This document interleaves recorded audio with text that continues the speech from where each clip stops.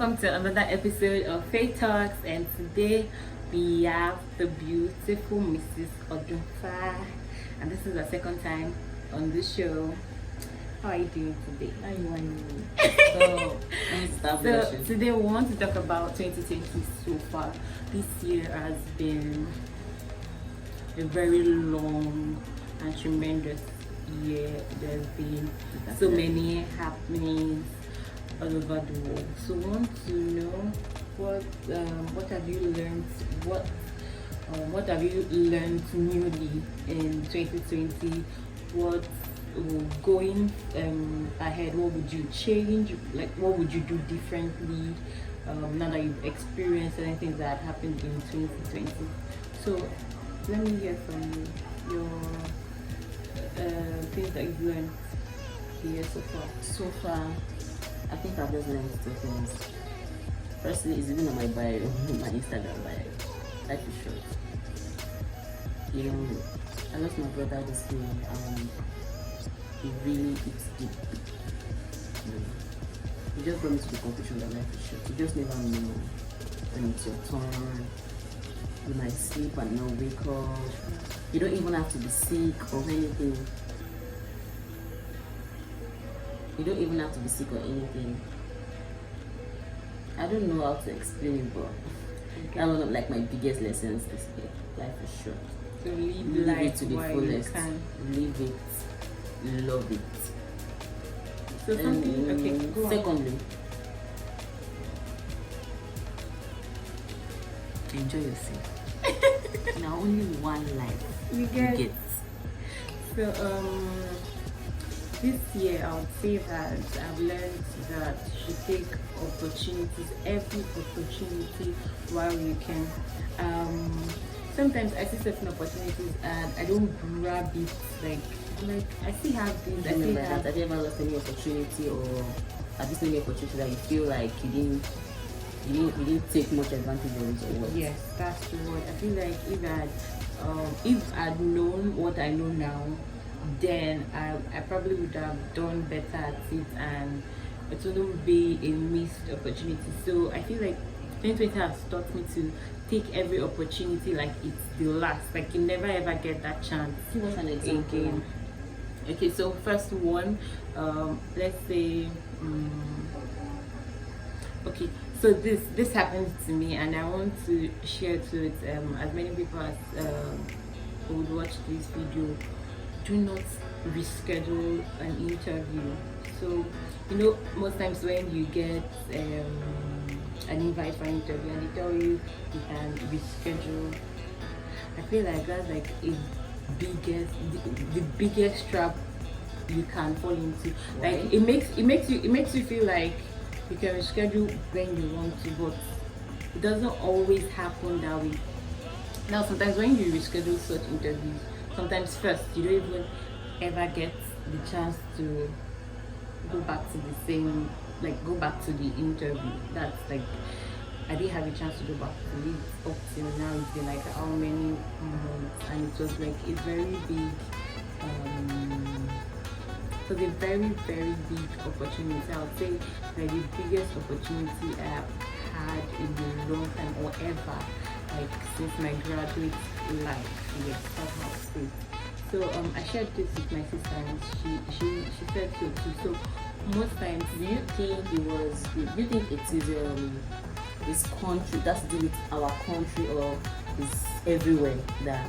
Do you really I think haven't in been Nigeria, everywhere, so I really because cannot. the reason why I said so, because when I was pregnant, I was supposed to apply for my master's, or don't let me say I was supposed to. I applied for MSc nursing in the UK, and then I had an online interview which I was supposed to attend, and because I wasn't I was pregnant and I wasn't in a good mood at that time, not even in a good mood. When you were That was right the- frame of mind to Not do it. even about right frame of mind. I think that was the day I was admitted in the hospital. I was supposed to give birth like the day after. Okay. So I had to tell the interviewer that something is happening, and then I rescheduled. Do you understand? Unfortunately, or should I say fortunately for me, or I don't know, I didn't give birth that next day. I was admitted. I had forced labor. I couldn't give birth that day. So the day I rescheduled was now the day I was supposed to give birth. So you didn't have that interview. I couldn't reschedule for a second time. For a second time. So I just had to take it like that, in distress. Like I didn't have a choice. Do you understand? But they still gave me an opportunity. That's what I'm trying to bring out. I think that there are a few exceptions. Yeah, but most times. I think if you have to do a job, and since you're not like the only person that is doing the interview. Exactly. So you're rescheduling, but we have other people who is coming in for the same role. So when they come and they see who they feel is a great fit for the role, they don't wait up on the people that have rescheduled. So they pick from, because there are a few opportunities in Nigeria. There are few job opportunities in Nigeria. So I don't think they want to wait up on anyone except.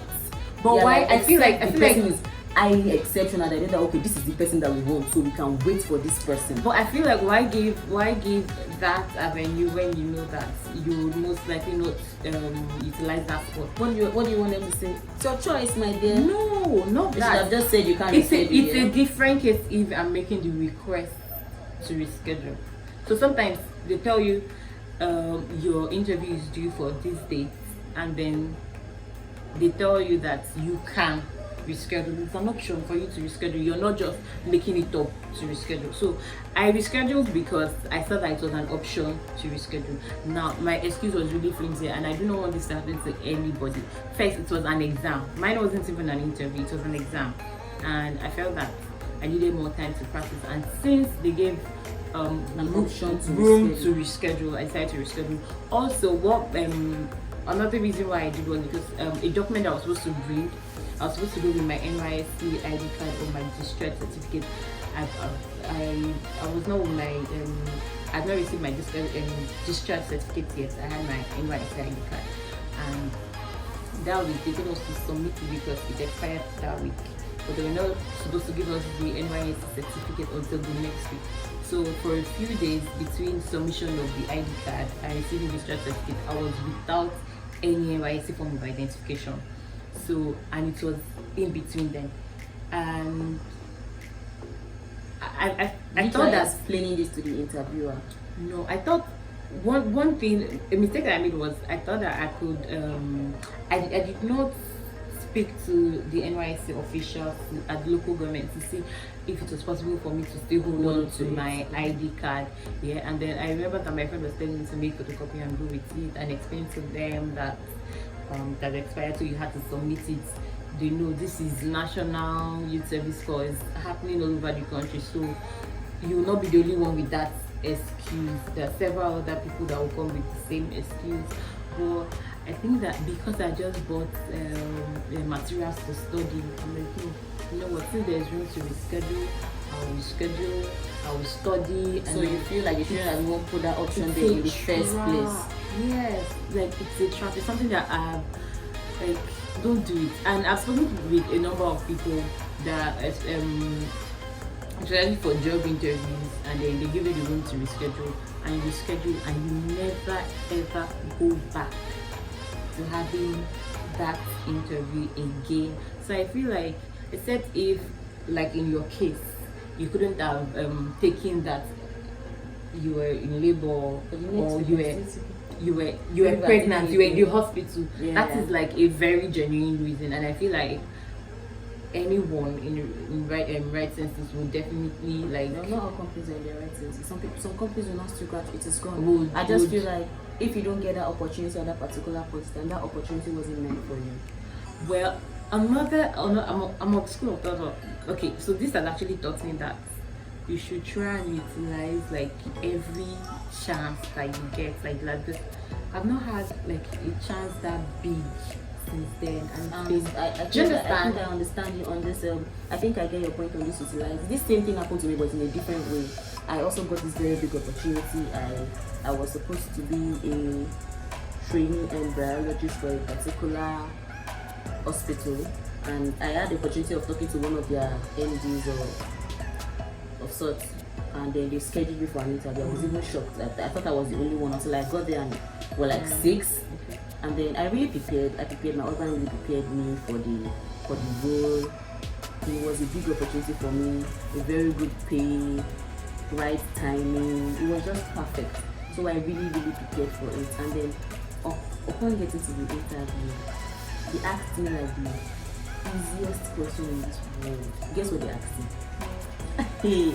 Imagine you're going for the role of a graduate embryologist. Normally, what comes to mind is embryology. Okay. Then I read everything in embryology. But then I looked at it from another angle. Okay, you're coming in as a graduate trainee. That means they expect you to know nothing about graduate, but maybe just the basics. I was like, okay, what is then close to embryology? I want to ask you one. Reproductive cycle. I learned absolutely. I try as much as possible to bring back everything close to reproduction. I learned everything. I read. I was totally prepared. Apart from the fact that was my first interview and that was like the biggest opportunity I had ever had. It just meant a lot to me. The course itself, it was something I've always wanted to do. And then upon getting there, guess what they asked me? 10 parts of a microscope. Serious? I swear to God, like I was literally scratching my bum from the back. I could not answer. It wasn't like it was a difficult question. It wasn't because I couldn't recall. True. I couldn't recall. We spent a lot of our university days in the lab, and yes, there are times that we've drawn it, but because you never thought they would ask anything. It's not even about that. Well, if you have to relate it to the fact that okay, we spent a lot of time in the lab and then we drew a lot of times, it was not even. But I feel like if I had actually practiced with this thing enough, certain things would have sticked. Know how. It's just like the way you use your phone all the time. Even when you close your eyes, you can still press certain letters. Yeah. But because we're not able to utilize these things very well, we drew them. But how many times in lab that will tell you don't touch this, don't touch that. If you break one thing, you buy two. But no. I'm not saying in zoology department when we did zoology for like 2 years, in year 1 and year 2. Mm-hmm. I know that we had labs, and every lab we had to draw the things we saw in but the as a biochemist, microscope. are we supposed to only use a microscope 100 level and 200 level? Okay, so you're blaming this. You're attributing this. No, this. That was what. Wait, okay. When I lost the opportunity, I think I attributed those. I blamed all my problems on Unilag, like the school. They didn't give me enough opportunity and stuff. But now I think I'm over that now. I was just pained. But really, I felt like maybe I should have practiced more. I should have thought more. I still bring it back to myself because I feel like that's even the first thing I'm supposed to think of. When you think of embryology, they use it. That's like the only equipment they use, like the most used equipment. The microscope, and they asked me to just name 10 parts, and I couldn't. It was very, very painful. The only thing I could even remember was like the base and the lens. In fact, it was very embarrassing. So very disappointed. I felt so disappointed in myself, knowing fully that I am not so good with handling failures. I don't like it when I prepare for something and I don't come out really bad. So it really weighed me down a lot. I cried for like a whole week because I don't know, but I tried as much as possible to get the opportunity back, but it wasn't possible. I tried my best, but now it was gone. It was just like one of the opportunities. But my mom told me one thing. I felt like she just told me that not to weigh me down, but at the same time, it meant it later clicked. If you don't get that opportunity, it is never meant for you because a lot of things could have happened. What if you get the opportunity and something else happened? That's true. That's like a very valid statement. Yeah, but I feel like sometimes people like misuse or misinterpret that statement. If you lost it, sometimes we lose it because we are not prepared. Sometimes we lose it because of our own mistakes. Do you get this opportunity I lost was my own mistake? Do you understand? It's something I don't feel it was totally your mistake. You didn't know, so I don't feel like you should blame yourself or you should beat yourself to it. But I felt like if someone had done a video about this, never reschedule your interview, and I'd watched it, I probably wouldn't have, because I've spoken with a lot of people about the same issue, and that like most times when you reschedule, you never get called up back to do it, because most times the batch that makes it that makes it to the stuff, if it's an examination or an interview, they choose their best picks from there. But I still stand on my word that it wasn't your fault. You didn't know. If the option wasn't there, and then maybe you're the one that requested for a reschedule. I would never request for a reschedule except if it was an emergency, or an health issue, or it was a yes. priority. But because I saw that there was room to reschedule, that's what I'm saying. Like they shouldn't, they shouldn't do that. And because people will always, I feel like sometimes they even do it so that the outcome is not overwhelming. So they have like a few number to pick from. Well, not a few, but like they limit the number as much as they can. It's just like this entrance for MSc, how they're putting different criteria. So they do it so that they are able to have like a short number of people. Yeah, so it makes their job easier. But then we were supposed to be smart enough and know that you have to go. If the only reason why you should probably reschedule, probably on health grounds, or maybe like an emergency. If not, please go. If you feel like you're not too prepared, in fact, I feel like you're never really ever like totally completely prepared. You can only just hope and pray that everything goes in your favor. And the only time after then, I don't know, but I've gone for other interviews that they will just call me, like they just send a text that okay, you have an interview so day, and I'm not so prepared because I'm a mom. Being a mom is not an excuse, don't get me wrong, but I just have a lot of things going on. You understand? So to sit, I want to sit down and actually prepare for this interview. It takes a lot. It takes a lot from me. So most times I don't even really prepare. I just brush through. I read from my phone when I have chance instead of going through WhatsApp. Sometimes I feel like the pressure of preparing sometimes even makes us like. I remember more difficult sometimes. I remember that I had an interview over the phone, especially if you're not going for something that you don't even know anything about. I remember that one day somebody called me and then they're talking about. So it was not like an interview, it was even a public holiday. I was making my sister's hair, and she called and she's like, "Is it a good time?" And I said yes. And then started talking. It was an interview, and I did. In fact, I had like a school interview the previous day, and I was beating myself over how like I did not articulate my words properly, like certain things I should have said that I did not say and all. And I think because I prepared for that one, but the tension did not make me mention some certain things.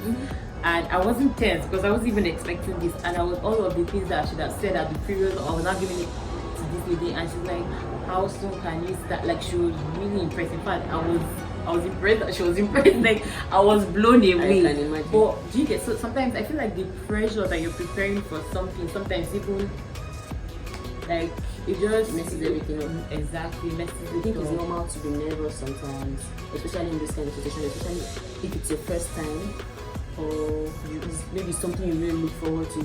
It's normal to be nervous, but just calm down. If you don't get it, just use these words to encourage yourself. I feel like every if you don't get it, it wasn't meant for you. What I've tried to do is like learn from every experience. So from this I've learned. I know that my God's grace, this is not going to happen to me again. Like so, try as much as possible to learn from every experience so that you don't repeat the same mistakes. Because the truth is that we are humans and we would always make mistakes. But make sure that you're not repeating your mistakes. So that's basically what I Before we round up, on this same issue of interview, have I ever told you about the interview I had with a site home? Like the CEO of a company. Oh, was it the one on LinkedIn? Yeah. But that one is like another time. So thank you for joining us. Yeah. So we'll see you some other time. Thank you. Don't forget to share, like, and leave your comments.